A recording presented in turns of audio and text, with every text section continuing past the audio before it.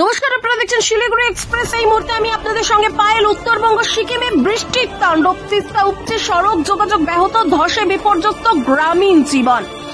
দার্জিলিং টানা ভারী বর্ষণে উত্তরবঙ্গ সিকিমে বিপর্যস্ত হয়ে পড়েছে জনজীবন। মঙ্গলবার সকাল থেকে তিস্তা নদীর জল উপচে পড়ে তিস্তা বাজার অঞ্চলে রাস্তায় ঢুকে পড়ায় দার্জিলিং এর সঙ্গে যোগাযোগ কার্যত বন্ধ হয়ে যায়।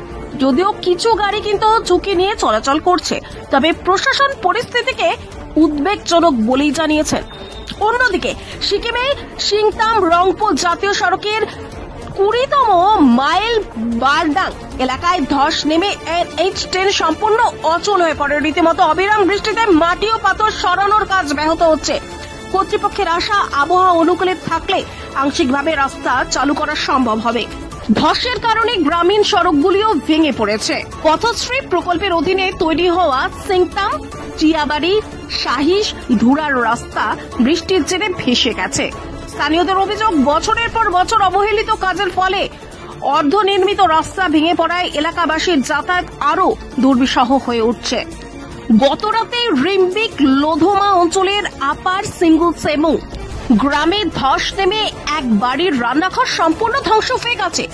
সৌভাগ্যক্রমে কোনো প্রাণহানি ঘটেনি, তবে পরিবারটি বাড়ি ছেড়ে অন্যত্র আশ্রয় নিতে বাধ্য হয়েছে। আশঙ্কা করা হচ্ছে লাগাতার বৃষ্টি ওই বাড়িটি ভেঙে পড়তে বাধ্য। বর্তমানে NH10 তিস্তা চেকপোস্ট পর্যন্ত সচল থাকলেও বাড়ি চৌড়ার কাছে তিস্তার জল রাস্তায় উঠে আসায় শিলিগুড়ি দার্জিলিং সড়ক কার্যত বিচ্ছিন্ন।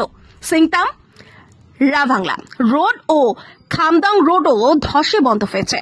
একটানা বৃষ্টিপাতে উত্তরবঙ্গ সিকিমের পাহাড়ি অঞ্চলের গত 24 ঘন্টায় একাধিক ধস নামায় সাধারণ মানুষের দৈনন্দিন জীবন ব্যাহত হয়েছে।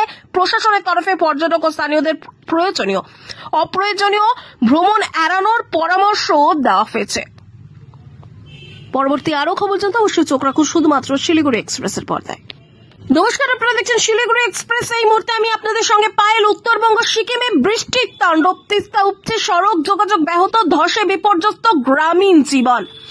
দার্জিলিং টানা ভারী বর্ষণে উত্তরবঙ্গ সিকিমে বিপর্যস্ত হয়ে পড়েছে জনজীবন। মঙ্গলবার সকাল থেকে তিস্তা নদীর জল উপচে পড়ে তিস্তা বাজার অঞ্চলে রাস্তায় ঢুকে পড়ায় দার্জিলিং এর সঙ্গে যোগাযোগ কার্যত বন্ধ হয়ে যায়। যদিও কিছু গাড়ি কিন্তু